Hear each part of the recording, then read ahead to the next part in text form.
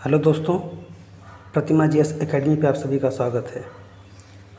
दोस्तों, आज का प्रश्न है, उत्तर प्रदेश में भक्ति आंदोलन के प्रमुख प्रचारकों के बारे में चर्चा कीजिए। आप लोग लाइक करें, शेयर करें और जिन दोस्तों ने अभी तक हमारे चैनल को सब्सक्राइब नहीं किया वो सब्सक्राइब कर लें। दोस्तों, यहाँ पे उत्तर प्रदेश में भक्ति आंदोलन के बारे में बात कही गई है। पहले तो आपको ज्ञात होगा कि हिंदुस्तान में भक्ति आंदोलन की शुरुआत दक्षिण भारत से हुआ और उसके बाद में रामानंद जी ने उत्तर भारत में लाए। लेकिन जो कि प्रश्न में उत्तर प्रदेश के बारे में पूछा गया स्पेशली, तो आपको चर्चा करनी है उत्तर प्रदेश से संबंधित जो लोग रहे हैं, जो सुधारक रहे हैं, उनके बारे में। भक्ति आंदोलन मध्यकालीन और दक्षिण भारत में अलवार और नैनार, प्राचीन काल में भी शुरुआत हमारे जब भी हुआ कोई आंदोलन शुरू हुआ तो एक समय के पश्चात शुरू हो गया था। जैसे कोई भी एक वक्तव्य आता है तो उसके नवीनीकरण के लिए सुधार कुछ दिन पश्चात ही शुरू हो जाते हैं। जैसे भारत का संविधान आया, भारत के संविधान आने के बाद 2 ही साल के अंदर उसमें संशोधन होना शुरू हो गया था। तो ऐसा ही भक्ति आंदोलन भी है। उत्तर प्रदेश में रामानंद जी, कबीर जी, रैदास जी, तुलसीदास जी, वल्लभाचार्य जी, इन लोगों ने उत्तर प्रदेश में भक्ति आंदोलन को चलाया। भक्ति आंदोलन मध्ययुगीन हिंदू धर्म में एक महत्वपूर्ण ऐतिहासिक धार्मिक आंदोलन था, जिसने मोक्ष प्राप्त करने के लिए भक्ति की पद्धति को अपनाकर समाज के सभी स्तरों पर धार्मिक सुधार लाने की मांग की। भक्ति आंदोलन की उत्पत्ति दक्षिण भारत में हुई है, क्योंकि अलवार और नैनार दोनों ने धर्म के प्रचार के लिए भक्ति को एक माध्यम के रूप में इस्तेमाल किया, प्रयोग किया है।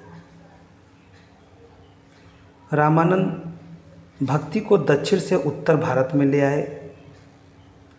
रामानुज के शिष्य थे और उनका जन्म प्रयागराज उत्तर प्रदेश में हुआ था।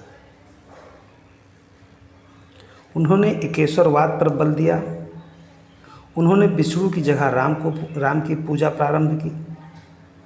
कबीर, रैदास और सेना उनके प्रसिद्ध शिष्य थे। कबीर का जन्म 15वीं शताब्दी के मध्य में काशी में हुआ था। उन्होंने उपनिषद के गैर द्वैतवादी और इस्लामी अद्वैतवाद से गहराई से प्रभावित थे। इन्होंने उपनिषद के गैर द्वैतवाद और इस्लामी अद्वैतवाद से गहराई से प्रभावित थे, या ये प्रभावित थे। उन्हें वैष्णव भक्ति परंपरा द्वारा भी निर्देशित किया गया था, जो भगवान के प्रति पूर्ण समर्पण पर जोर देती थी। कबीर एक निराकार सर्वोच्च ईश्वर में विश्वास करते थे और उपदेश देते थे कि मुक्ति का एकमात्र मार्ग भक्ति है। कबीर ने अपने अनुयायियों के रूप में हिंदुओं और मुसलमानों दोनों को आकर्षित किया। अपने जीवन के अंतिम क्षणों में वे मगहर गए। जैसे आज इनका कबीर जी का एक वक्तव्य था कि हर किसी के लिए काशी स्वर्ग नहीं है, और इसीलिए इन्होंने जब अंतिम समय आया इनका, तो इन्होंने काशी को छोड़ करके वो मगहर चले गए। रैदास जी का जन्म काशी में 1482 में हुआ था। वे भी रामानंद जी के शिष्य थे।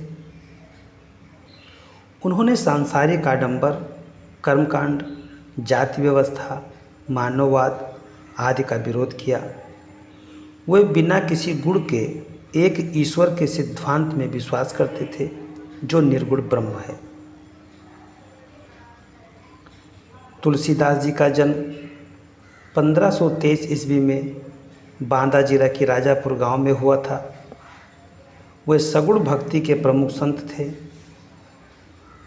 उन्होंने राम के जीवन और विष्णु के अवतार की प्रशंसा और उसका वर्णन करते हुए रामचरितमानस की रचना की, जो अवधी भाषा में लिखी गई थी। वल्लभाचार्य जी कृष्ण भक्ति संप्रदाय के सबसे बड़े संतों में से एक हैं। उन्होंने विजयनगर साम्राज्य में वैष्णव संप्रदाय की स्थापना की। उन्होंने काशी और वृंदावन में अपने जीवन का अधिकांश समय व्यतीत किया। वृंदावन के बारे में एक संत हैं चैतन्य महाप्रभु जी, जो कि पश्चिम बंगाल से संबंध रखते थे। चैतन्य प्रभु जी ने वृंदावन में तीर्थ यात्रा स्थापित करने के लिए 6 गोस्वामियों को चुना था, जो उस समय के महान संत हुआ करते थे।